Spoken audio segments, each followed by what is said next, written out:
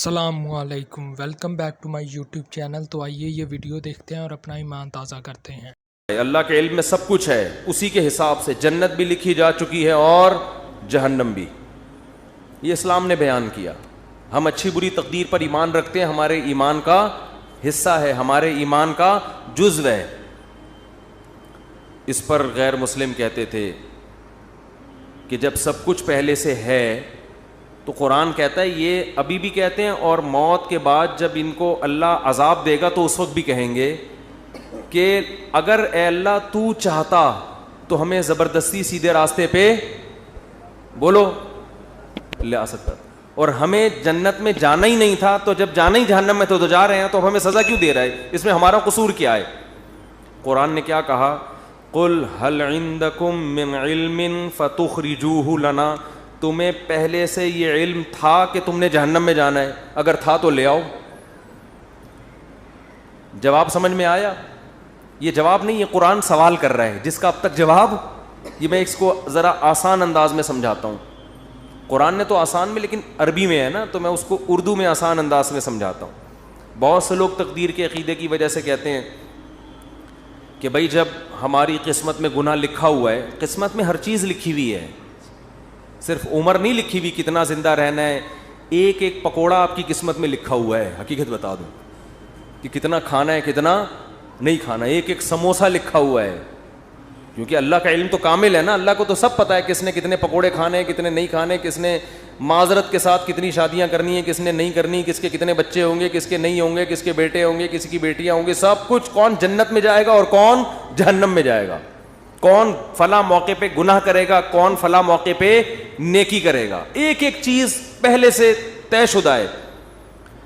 یہاں لوگ سوال پوچھتے ہیں کہ جب پہلے سے طے شدہ ہے تو ہم تو اسی کے حساب سے گناہ کر رہے ہیں نا، تو ہمیں اس پہ سزا کیوں ملتی ہے؟ سمجھ میں آ رہی ہے بات کہ نہیں آ رہی ہے؟ تو اس کا قرآن کیا کہتا ہے کہ طے شدہ ہے مگر تمہیں پتہ نہیں ہے۔ تم تو یہ سوچ کے کر رہی ہوتی ہے نا، اپنے پورے اختیار سے، اپنے مکمل اختیار سے ایک جرم تم کر رہے ہوتے ہو۔ دیکھو کسی کو پہلے سے پتا ہو کہ میں نے فلاں موقع پہ فلاں بج کے اتنے منٹ پر چوری کرنی ہے، پہلے سے پتا ہے کہ اللہ نے میری تقدیر میں یہ بولو نا لکھا ہوا ہے۔ اب آپ کو پتا ہے یار تقدیر کبھی ٹلتی نہیں ہے، ہفتے کے دن دوپہر 2:03 پر میری تقدیر میں لکھا ہے کہ میں مسجد سے چپل چوری کروں گا۔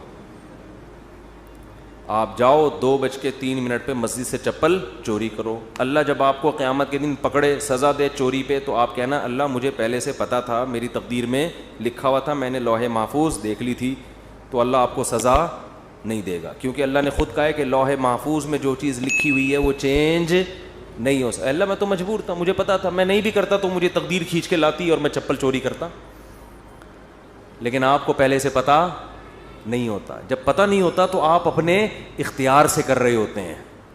سمجھ میں آ رہی ہے بات؟ اپنے اختیار سے جا رہے ہوتے ہیں، اپنے اختیار سے چپل چوری کر رہے ہوتے ہیں، اپنے اختیار سے پکڑے جاتے ہیں۔ اس کی مثال اور آسان کر کے، ایک دن کیا ہوا، زید نے بکر کا قتل کر دیا۔ زید نے کیا کیا؟ بکر کو قتل کر دیا، ہفتے کے دن 2:03 پہ۔ آپ نے زید کو پکڑ لیا، بیٹا تو نے بکر کو قتل کیا ہے، ہم تجھے کیا کریں گے؟ قتل کریں گے سزا کے طور پر۔